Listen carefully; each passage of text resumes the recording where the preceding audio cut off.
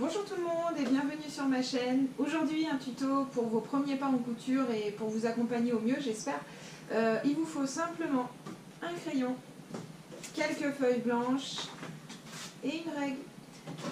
Donc maintenant, afin que vous assuriez comme des chefs, je vais vous faire une petite démonstration.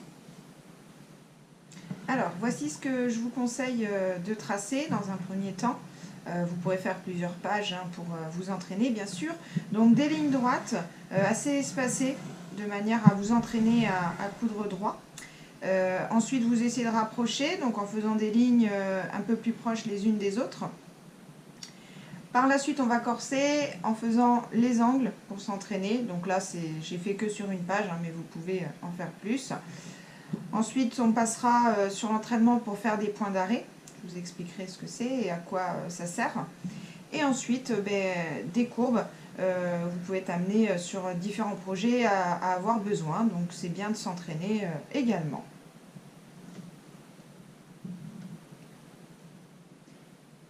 Alors voici ma machine à coudre. Il s'agit d'un modèle un peu ancien. C'est une machine vraiment familiale, simple d'utilisation, mais qui fait son job. Avec les points essentiels. Donc les commandes principales, c'est tout ce qu'il y a au niveau de l'aiguille, j'y viendrai plus en détail après. Le bouton pour régler la tension du fil, le sélecteur de points que vous avez avec les repères, les guides, comme sur quasiment toutes les machines. La fonction marche arrière, qui peut être présentée différemment d'une machine à une autre, et le volant.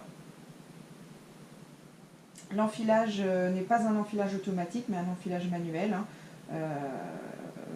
Voilà, donc qui est propre à chaque machine. En fonction de la vôtre, je vous invite à vous référer à votre manuel d'instruction, ce qui sera le plus simple. Mais généralement, ça se ressemble d'une machine à une autre. Alors, voici toute la zone d'aiguille de votre machine. Donc l'aiguille est relevable à l'aide du volant que je vous ai montré tout à l'heure. Vous pouvez relever, laisser.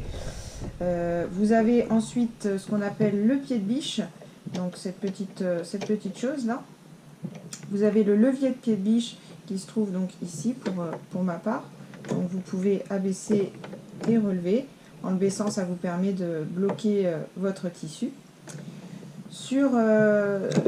Sur la zone d'aiguille, vous avez également des petits repères que vous voyez, des petits repères de couture. Quand on vous dit de coudre à 7 mm, 8 mm, 10 mm, bref, vous avez de quoi vous repérer.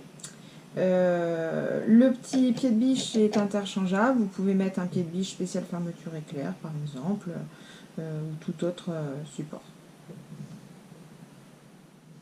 Alors on va positionner, donc vous approchez votre tissu, enfin là en l'occurrence le bout de papier, vous baissez votre pied presseur et il y a un petit repère sur le pied de biche, au centre du pied de biche, vous y mettez donc la fameuse ligne que vous avez tracée.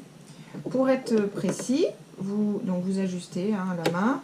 Vous pouvez faire descendre votre aiguille, donc pensez bien à désenfiler votre machine, ça ne sert à rien d'y passer du fil. Vous descendez sur votre ligne et c'est parti.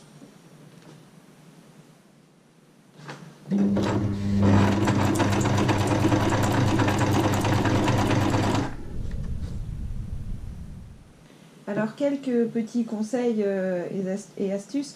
On ne regarde jamais l'aiguille lorsque la machine est en marche, sinon vous n'irez pas droit, ça c'est certain. Donc s'il y a bien une chose à retenir, c'est bien ça, on ne regarde jamais l'aiguille. Vous orientez le tissu avec votre main, sans tirer, sans le pousser. C'est le job des griffes d'entraînement qui vont le faire pour vous. Donc vous guidez votre main, vous avez la main super légère, vous guidez comme une petite plume de manière à accompagner le tissu. N'ayez pas peur d'aller en toute petite vitesse avec la pédale de la machine pour commencer tout doucement. Et pour jauger la vitesse, vous pouvez vraiment y aller tout doucement. Vous voyez, ma main ne sert qu'à guider. Si je tire, et on peut orienter un petit peu le tissu.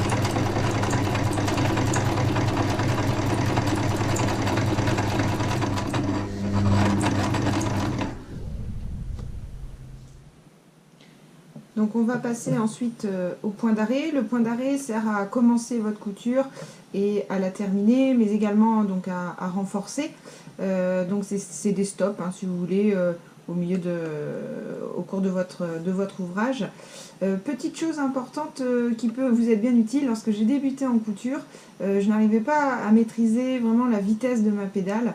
L'idéal, c'est de se mettre pieds nus. Comme ça, vous maîtriserez beaucoup mieux la vitesse à laquelle votre machine avance. Donc c'est parti pour un point d'arrêt.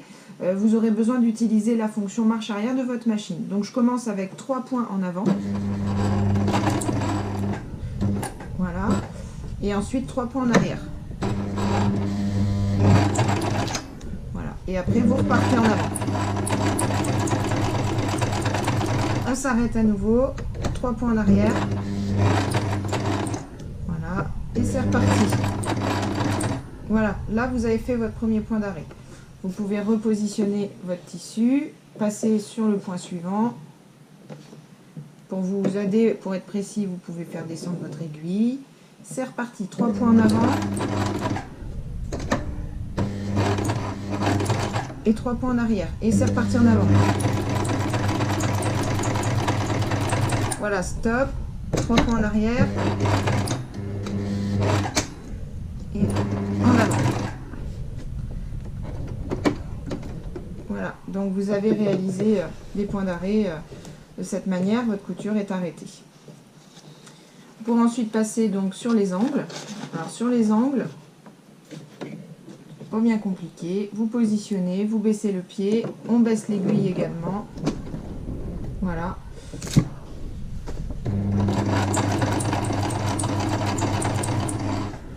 Vous pouvez même faire à la main en tournant le volant pour si vous avez peur de dépasser. Voilà. Là, vous laissez l'aiguille enfoncée, vous relevez le pied et vous tournez votre tissu.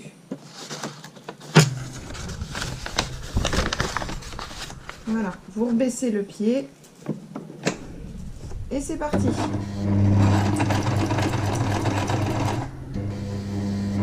Voilà, hop, et on recommence. On relève le pied.